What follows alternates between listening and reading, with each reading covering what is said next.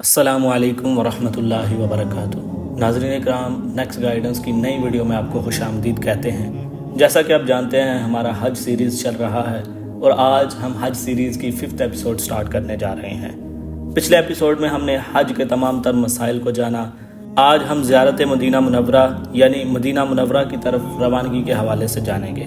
جب مکہ مکرمہ سے مدینہ منورہ روانگی ہو تو مکہ معظمہ سے فراق اور جدائی کے رنجیدہ اور غم انگیز خیال کو اب آپ مدینہ منورہ اور مسجد نبوی کی حاضری اور روضہ اطہر کی زیارت کے پرمسرت اور فرحت انگیز تصور سے بدل دیجئے اور خوب ذوق و شوق سے درود شریف پڑھیے، اور ذوق ہو تو محبت نبوی کو بیدار کرنے کے لیے نعتیہ اشعار بھی پڑھیے۔ مدینہ منورہ کے راستے کی آخری منزل ذوالحلیفہ ہے، جہاں سے مدینہ طیبہ تقریباً 5 سے 6 میل دور رہ جاتا ہے۔ سائرین کو لے جانے والی اکثر گاڑیاں یہاں ٹھہرتی ہیں۔ اگر موقع ملے تو یہیں غسل کر لیجئے، ورنہ وضو ہی کر لیجئے، اور جو عمدہ لباس میسر ہو پہن لیجئے، خوشبو لگائیے اور ذوق و شوق اور بیتابی کے ساتھ درود شریف پڑھیے۔ ذوالحلیفہ سے موٹر روانہ ہونے کے بعد چند ہی منٹ میں مدینہ طیبہ کی آبادی نظر آنے لگے گی، اور ہر مومن کی آنکھوں کی ٹھنڈک اور دل کا سرور گنبد خضرا آبادی کے بالکل وسط میں آپ کی خوش نصیب آنکھوں کے سامنے ہوگا۔ اب آپ پوری محبت اور رقت کے ساتھ درود شریف پڑھیے اور اللہ تعالیٰ سے دعا کیجیے، یا اللہ، یہ تیرے حبیب صلی اللہ علیہ وسلم کا محبوب شہر ہے، اس میں میرے داخلے اور حاضری کو ہر قسم کے عذاب سے حفاظت کا ذریعہ بنا۔ پھر مدینہ منورہ میں داخلے کے وقت یوں دعا کیجیے، یا اللہ، اس مقدس شہر کی خاص برکتیں نصیب کر اور ان تمام باتوں سے میری حفاظت فرما جو یہاں کی برکات سے محرومی کا باعث ہوں۔ شہر میں داخلے کے بعد قیام پر سامان رکھیے۔ ذوالحلیفہ میں غسل نہ کیا ہو تو غسل کیجیے، ورنہ وضو ہی کر لیجیے۔ عمدہ لباس پہنیے، خوشبو لگائیے اور مسجد نبوی کی طرف چلیے۔ بسم اللہ والصلاة والسلام علی رسول اللہ، اللہم اغفر لی ذنوبی وافتح لی ابواب رحمتی کہہ کر پورے ادب کے ساتھ کسی بھی دروازے سے دائیں پاؤں کے ساتھ اندر داخل ہو جائیے۔ علماء نے باب جبریل سے داخل ہونے کو مستحب لکھا، مگر آج کل باب جبریل سے داخلے پر پابندی ہے اور یہ دروازہ عموماً بند ہی ہوتا ہے۔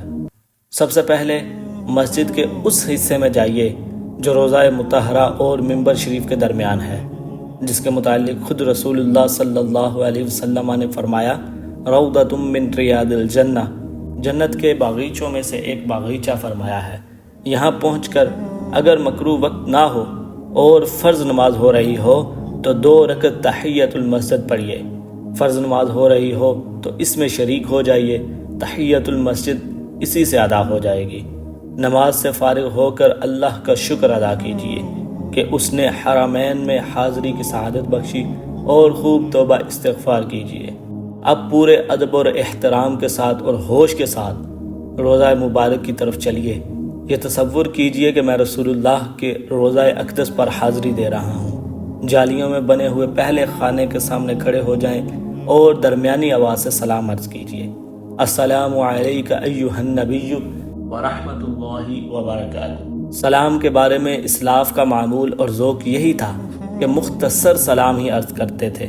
عوام جو عربی نہیں جانتے اور سلام کی لمبی چوڑی عبارتیں نہ ان کو یاد ہوتی ہیں اور نہ وہ ان کا مطلب سمجھتے ہیں، ان کے لیے گویا ضروری ہے کہ وہ مختصر سلام عرض کریں۔ پھر ایک ہاتھ کے قریب دائیں طرف ہٹ کر دوسرے خانے کے سامنے کھڑے ہو جائیں۔ خلیفہ اول حضرت سیدنا ابو بکر صدیق رضی اللہ تعالی عنہ پر سلام کہیے، السلام علیک یا خلیفۃ رسول اللہ ابا بکر الصدیق ورحمۃ اللہ وبرکاتہ۔ پھر ذرا دائیں طرف بڑھ کر تیسرے خانے کے سامنے کھڑے ہو کر خلیفہ ثانی حضرت عمر فاروق رضی اللہ تعالی عنہ پر سلام کیجیے، السلام علیک یا خلیفۃ رسول اللہ عمر بن الخطاب ورحمۃ اللہ وبرکاتہ۔ سلام سے فارغ ہو کر روضہ اقدس سے ذرا ہٹ کر جہاں بسہولت جگہ میسر ہو، قبلہ رو ہو کر اپنے لیے، والدین، اہل و عیال کے لیے، دوست و احباب کے لیے، پوری امت کے لیے اللہ سے خوب دعا کیجیے، توبہ استغفار کیجیے، دین پر استقامت مانگیے، خدمت دین کی توفیق مانگیے۔ پھر اگر مکروہ وقت نہ ہو تو ریاض الجنہ میں استیوانہ ابو لبابہ کے پاس یا جہاں جگہ میسر ہو، یا مسجد نبوی میں جہاں بسہولت ممکن ہو، نوافل پڑھیے اور خوب رو رو کر دعا مانگیے۔ مکروہ وقت ہو تو نفل نہ پڑھیں، توبہ استغفار اور ذکر و دعا کیجیے۔ انشاءاللہ آپ کو مدینہ میں قیام کا کافی موقع ملے گا۔ ان دنوں کے ایک ایک لمحہ کو غنیمت سمجھیے۔ زیادہ سے زیادہ وقت مسجد نبوی میں گزاریے۔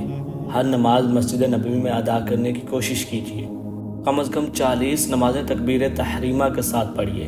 نفل پڑھیے، تلاوت کیجیے، زیادہ سے زیادہ درود شریف پڑھیے، اور جب مناسب موقع ملے تو سلام عرض کرنے کے لیے مواجہ شریف میں حاضر ہو جائیں۔ مسجد نبوی سے تھوڑے سے فاصلے پر مدینہ منورہ کا قدیم قبرستان جنت البقیع ہے۔ یہ وہ خوش نصیب قطع زمین ہے جس میں بہت سے صحابہ کرام رضی اللہ تعالی عنہ کو خود رسول اللہ صلی اللہ علیہ وسلم نے اپنے حال سے دفن فرمایا۔ حضرت عثمان، حضرت عباس، حضرت عبداللہ بن مسعود، حضرت حسن، حضرت ابراہیم رضی اللہ تعالی عنہم، اکثر ازواج مطہرات، بنات طاہرات رضی اللہ تعالی عنہن، بے شمار تابعین و تبع تابعین اور بعد کے بہت سے ائمہ اولیاء کرام اس میں آسودہ خواب ہیں۔ مدینہ طیبہ کی قیام کے زمانہ میں یہاں بھی گاہے گاہے حاضری دیتے رہیے۔ ان کے لیے مغفرت، رحمت اور رفع درجات کی دعا کیجیے، اور اپنے لیے یوں دعا کیجیے: یا اللہ، اپنے ان وفادار اور صالح بندوں کی جن باتوں سے تو راضی ہے ان کی مجھے بھی توفیق عطا فرما۔ اگرچہ میرے اعمال ان جیسے نہیں، مگر تیرے ان صالح بندوں سے مجھے بہت محبت ہے، بس اسی محبت کی برکت سے مجھے ان کے ساتھ شامل فرما۔ اور ایک بار یاد رکھیے کہ کوشش کیجیے جب آپ جنت البقیع میں حاضری کے لیے جائیں تو اندر نہ جائیں بلکہ باہر کھڑے ہو کر ہی دعا کیجیے، کیونکہ کئی صحابہ کرام کی قبریں اب جن کے نشان بھی باقی نہیں، خدا نخواستہ ایسا نہ ہو کہ ان پر آپ کا قدم پڑ جائے اور ثواب کے بجائے آپ کے نامہ اعمال میں گناہ نہ لکھا جائے۔ ناظرین، یہ تھی جو مدینہ منورہ میں آپ نے حاضری دینی تھی۔ اب مدینہ منورہ میں جو کچھ زیارات ہیں ان کے بارے میں بات کرتے ہیں۔ مسجد قباء۔ مسجد قباء کی عظمت خود قرآن کریم نے بیان کی۔ رسول اللہ صلی اللہ علیہ وسلم نے اس میں 2 رکعت پڑھنے کا ثواب عمرہ کے برابر بتایا۔ 1-2 مرتبہ وہاں بھی جائیے، مکروہ وقت نہ ہو تو نماز پڑھیے، اور وہاں کے خاص انوار و برکات کے حصول کی اللہ سے دعا کیجیے۔ جبل احد۔ احد وہ پہاڑ ہے جس کے متعلق رسول اللہ صلی اللہ علیہ وسلم نے ارشاد فرمایا کہ ہم اس سے محبت کرتے ہیں اور اسے ہم سے محبت ہے۔ اسی پہاڑ کے دامن میں جنگ احد ہوئی تھی، جس میں خود اللہ کے حبیب صلی اللہ علیہ وسلم سخت زخمی بھی ہوئے اور 70 جانثار صحابہ کرام رضی اللہ تعالی عنہم شہید ہوئے، جن میں آپ کے محبوب و شفیق چاچا سید الشہداء حضرت حمزہ رضی اللہ تعالی عنہ بھی تھے۔ یہ سب شہداء کرام وہیں مدفون ہیں۔ رسول اللہ صلی اللہ علیہ وسلم خاص اہتمام کے ساتھ ان شہداء کی قبروں پر تشریف لے جاتے اور انہیں سلام و دعا سے نوازتے۔ آپ کم از کم ایک دفعہ وہاں بھی ضرور جائیں اور مسنون طریقے سے شہداء کو سلام عرض کیجیے۔ ان کے لیے، اپنے لیے مغفرت اور رحمت کی دعا کیجیے، اور اللہ اور رسول صلی اللہ علیہ وسلم کے ساتھ سچی وفاداری اور دین پر استقامت خاص طور پر مانگیے۔ اور اس میں بھی خیال رکھیے کہ بعض لوگ جبل احد کے اوپر چڑھتے ہیں۔ یہ بھی بے ادبی میں آتا ہے کہ کئی صحابہ کرام کا اس پر خون بہا تھا۔ خدا نخواستہ ایسا نہ ہو کہ ان کے خون پر آپ کا پاؤں آ جائے اور نامہ اعمال میں گناہ لکھا جائے۔ اب آپ اپنا قیام پورا کر کے آخر کار آپ واپس ہوں گے۔ مدینہ طیبہ، مسجد نبوی اور روضہ رسول سے جدائی فطری طور پر آپ کے لیے رنج و غم کا باعث ہوگی۔ بہرحال جب رخصتی کا دن آئے تو مسجد نبوی میں حاضری دیجیے، ریاض الجنہ میں 2 رکعت نماز ادا کیجیے، اور اپنی دنیا و آخرت کے لیے دوسری دعاؤں کے ساتھ ساتھ یہ بھی دعا کیجیے: اے اللہ، تیرے محبوب صلی اللہ علیہ وسلم اور ان کی اس مسجد اور ان کے اس شہر اور شہر والوں کے حقوق و آداب کی ادائیگی میں جو کوتاہیاں مجھ سے ہوئی، ان کو اپنے خاص فضل و کرم سے معاف فرما، اور میرے حج و زیارت کو قبول فرما، اور مجھے یہاں سے محروم واپس نہ فرما، اور میری یہ حاضری آخری حاضری نہ ہو، آئندہ بھی حاضری کی توفیق عطا فرما، اور بروز قیامت اپنے حبیب صلی اللہ علیہ وسلم کی شفاعت اور آپ کا قرب نصیب فرما۔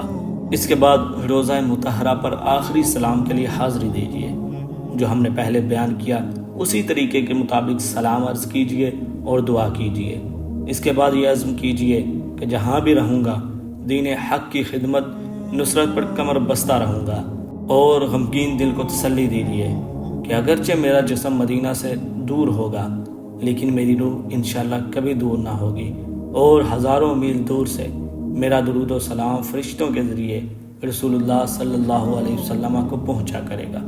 اب آداب کی رعایت رکھتے ہوئے سنت کے مطابق مسجد نبوی سے باہر آئیے اور دعا و استغفار کے ساتھ وطن روانہ ہو جائیے۔ ناظرین، اسی کے ساتھ ہماری حج سیریز کا یہ ایپیسوڈ اور حج سیریز مکمل ہوتی ہے۔ اگلی ویڈیو تک کے لیے دیجیے اجازت۔ اللہ حافظ۔